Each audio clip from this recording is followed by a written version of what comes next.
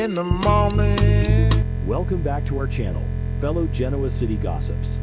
It is a fantastic day to dive deep into the absolute madness that our favorite soap has been serving us lately. Grab your coffee, or maybe something a little stronger, because we have a massive amount of drama to unpack today, and we are bursting at the seams with thoughts. Let's get right into it. I cannot even begin to explain how frustrated I am with this current Matt Clark storyline. I mean, I am literally sitting here typing this up late at night because I just finished watching the latest episodes and my brain is spinning completely out of control. Are we actually supposed to believe that Matt Clark, of all the people in the history of this show, is just casually strolling around town trying to make friends? And not just anyone, but Kane Ashby? It is absolutely infuriating to watch this man manipulate his way into the inner circles of Genoa City after everything he has done to our favorite characters. I am half celebrating because the drama is undeniably top tier, but I am also screaming at my screen because these characters are acting like they were born yesterday. Let's talk about that highly disturbing scene where Matt is trying to buddy up to Kane. Because honestly, it was painful to watch. Matt is out here playing the concerned, loyal friend, asking these incredibly detailed, highly suspicious questions about the inner workings of Chancellor Winters. And Kane, bless his gullible heart, is just standing there soaking up the attention like a sponge. Matt is specifically digging into these extremely sensitive business deals with Victor Newman, and he's doing it under the guise of protecting Kane's interests. Like, come on! Anyone with half a functioning brain cell would see right through that transparent, manipulative act. But Matt is smooth, I'll give him that. He knows exactly how to stroke Kane's massive ego and make him feel like they are two guys just looking out for each other against the big bad Victor Newman. Thank God for Lily Winters. Am I the only one who actually cheered out loud when Lily overheard this entire interaction? Because Lily is the only one in that orbit who seems to have her eyes wide open right now. She was standing there, listening to Matt constantly redirect the conversation, pushing Kane to share deeper and deeper corporate secrets. Lily immediately sensed the anomaly. She knows that Matt Clark does not do anything out of the goodness of his heart. And the way Matt kept emphasizing that Kane needed to protect his interests from Victor, it was classic Victor-level manipulation. Lily felt that unease instantly, and I am so here for CEO Lily stepping up and protecting her territory like the absolute queen she is. And honestly, can you blame Lily for being so fiercely protective and paranoid? She has been through absolute hell and back to secure her spot at Chancellor Winters. We all remember the fake kidnapping plot, the power struggles, the constant, unending interference from Victor Newman. Lily has fought tooth and nail to be taken seriously as a leader, and she is not about to let some resurrected psychopath like Matt Clark waltz in and ruin it by exploiting Kane's blind spots. She realizes that Matt is trying to subtly extract internal company information, and it is definitely not because he cares about Kane's well-being. Lily knows a threat when she sees one, and she has officially put a massive target on Matt's back. So Lily does what any smart CEO and protective partner would do. She warns Kane. She explicitly tells him to be extremely cautious of Matt's hidden agendas and his sudden interest in their corporate affairs. But will Kane actually listen? I swear, sometimes Kane's ego is his own worst enemy. He wants to believe that he is this shrewd, untouchable businessman who can handle himself, but he is playing checkers while Matt and Victor are playing 3D chess. Lily has decided to keep a very close eye on Matt, and she fully suspects that he has a secret connection to Victor, which of course we know he does. We know Victor is pulling Matt's strings and forcing him to spy on Kane. It's just so incredibly satisfying to see Lily actually putting the puzzle pieces together instead of being completely oblivious like some other characters on this show. Wait, I'm getting ahead of myself.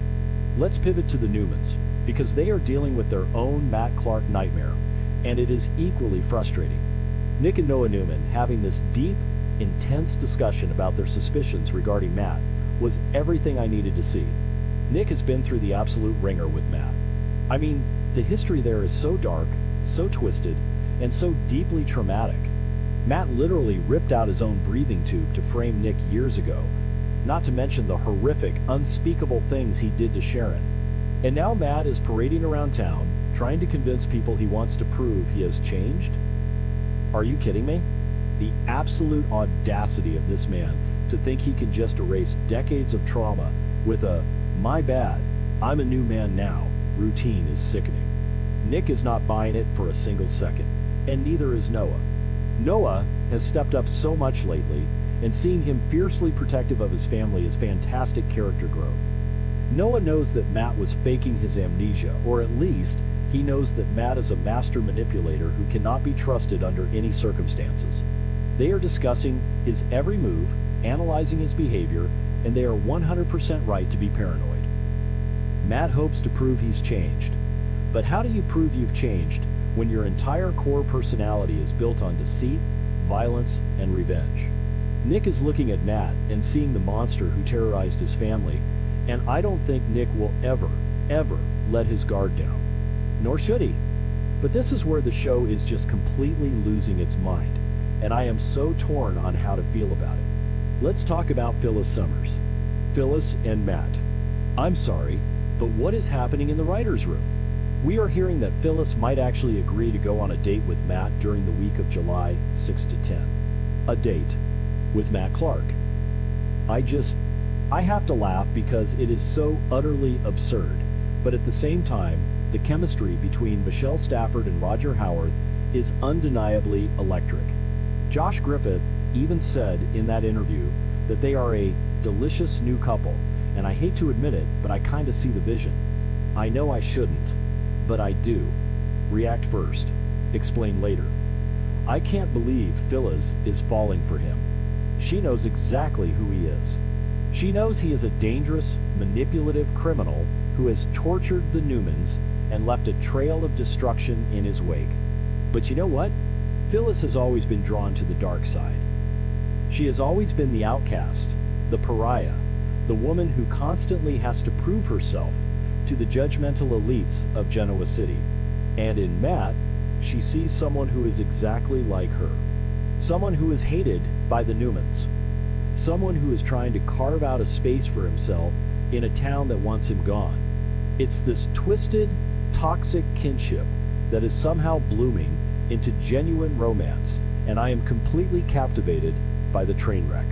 And let's look at the absolute hypocrisy here, because Phyllis is nothing if not a massive hypocrite. Remember how she absolutely despises Patty Williams? She goes off on these wild tangents about how Patty is a lunatic who kissed Summer with peanut butter lips, and she refuses to give Patty even an ounce of grace. But Matt Clark, the guy who traumatized Nick and Sharon for years? Oh, he gets a free pass because he tells Phyllis she's glowing. It is so perfectly in character for Phyllis to justify dating a monster simply because the monster treats her well. She was never the direct victim of Matt's worst crimes, so in her twisted mind, his slate is clean enough for a romantic dinner date at the GCAC. But the craziest part of all this is that Matt seems to be genuinely smitten with Phyllis. Like, he is actually falling for her. We've seen Matt be cold, calculating, and completely unhinged. But around Phyllis, he turns into this bizarrely charming, almost vulnerable guy. He didn't even get mad when she knocked him out and tied him up. He hopes to build a romantic future with her based on that undeniable connection they share. He is looking at Phyllis not just as a pawn in his game against Victor, but as a real, equal partner. It's making me question everything I know about Matt. Is he actually capable of love? Or is this just another incredibly deep, long con manipulation? I find myself contradicting my own theories every time they share a scene. Okay, back to the point. The intersection of these two storylines is what's going to blow Genoa City wide open in the coming weeks. On one side, you have Matt playing corporate spy for Victor, trying to manipulate Kane and being actively hunted by a highly suspicious Lily. On the other side, you have Matt playing the reformed, romantic, sweeping Phyllis Summers off her feet and infuriating Nick and Noah in the process. It is an absolute masterclass in soap opera chaos. If Lily exposes Matt's corporate espionage to the rest of the town, How is Phyllis going to react? Will Phyllis defend him? Or will she realize she's being played just like Kane is being played? I've been watching this show since 2015.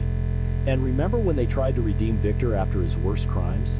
Yeah, didn't work then either. It always comes with a massive catch. Matt's redemption arc is the exact same thing. He is juggling way too many lies right now. He's trying to be Victor's loyal soldier, Kane's fake best friend, Phyllis's new lover, and the Newmans' reformed enemy all at the exact same time. The house of cards is going to collapse, and when it does, the explosion is going to be spectacular.